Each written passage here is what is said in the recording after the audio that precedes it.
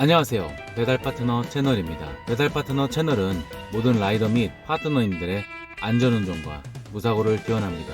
더욱 알찬 내용과 유익한 정보로 구성할 테니 좋아요와 구독 부탁드립니다. 배달 플랫폼 업체 쿠팡이츠와 배달 파트너들 간의 갈등이 갈수록 거세지고 있는 모습입니다. 배달앱 쿠팡이츠는 지난 2일부터 라이더들에게 지급하는 건당 기본 배달 수수료를 3,100원에서 2,500원으로 600원 낮췄습니다. 다만 원거리 배달의 경우 배달 기피 현상을 해소하기 위해 기본 배달비를 16,000원으로 올렸다고 합니다. 쿠팡이츠 관계자는 기본 배달비 범위를 2,500원에서 16,000원으로 넓히고 거리별 할증을 최대 1만원까지 추가 지급하겠다는 것이라며 원거리 배달 기피 사례가 많아 배달비를 기본 배달비와 거리별 할증으로 구성하고 원거리 배달 보상을 대폭 강화했다고 설명했습니다. 이번 조치는 기본 수수료 인하의 성격보다 기본 배달비 범위를 최대 16,000원까지 확대하는 데 초점이 맞췄다는 것입니다. 하지만 일부 배달 기사들은 쿠팡이츠의 수수료 인하 조치에 거세게 반발하고 있습니다. 쿠팡이츠 라이더의 노동조합인 라이더 유니온은 필요할 경우 집단 휴업 등 단체 행동까지 불사하겠다는 입장을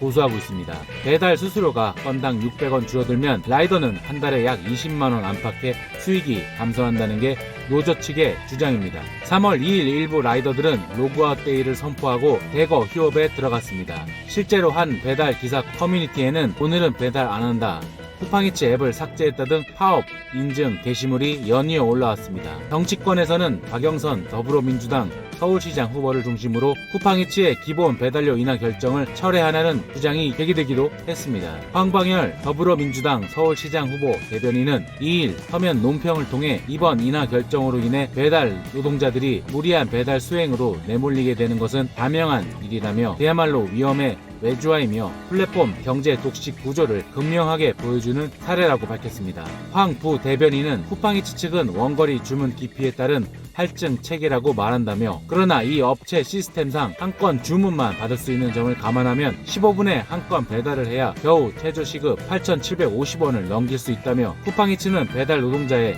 기본 수수료 인하를 철회하길 바란다고 강조했습니다. 코로나19 사태로 집콕 쪽이 늘면서 배달음식 시장이 급성장하고 있습니다. 2일 통계청에 따르면 온라인으로 주문하는 음식 서비스 거래액이 지난해 17조 4천억 원으로 전년 대비 78.6% 늘었습니다. 이 중 95%가 모바일을 통한 주문거리였으며 2019년 9조 7천억 원보다 2배 가까이 성장했습니다. 코로나19 사태로 외출과 회식을 자제하고 집에서 배달 음식을 주문하는 일이 늘었기 때문입니다. 실제로 배달 대행 업체 바로고의 지난해 전국 배달 대행 건수는 1억 3,322만 건으로 전년보다 134% 증가했습니다. 영업시간 제한 등 방역 규제를 받는 음식점들이 배달로 눈을 돌리고 소비자들의 수요도 커지면서 배달의 민족, 요기요, 쿠팡이츠 등 배달앱에 입점하는 업체들도 대폭 늘었습니다. 배달 음식에 대한 선택지가 점차 확대되고 있습니다. 그동안 배달 음식의 대표 메뉴였던 치킨, 피자 등을 넘어 집에서 구워 먹는 고기를 비롯해 커피, 빵, 아이스크림 등 디저트까지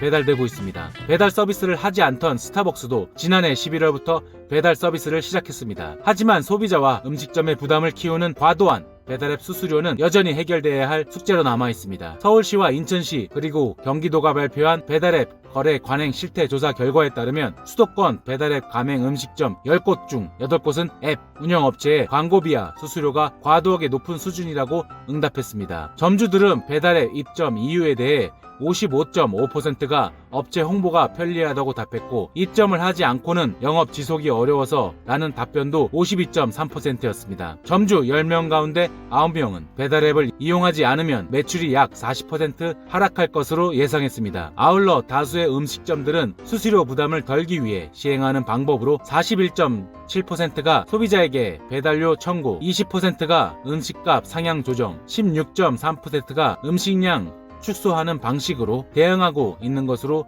나타났습니다. 배달앱 이용에 따른 수수료가 고스란히 소비자의 몫으로 전가되고 있다는 지적도 나오고 있습니다. 지금까지 배달파트너 채널이었습니다. 감사합니다.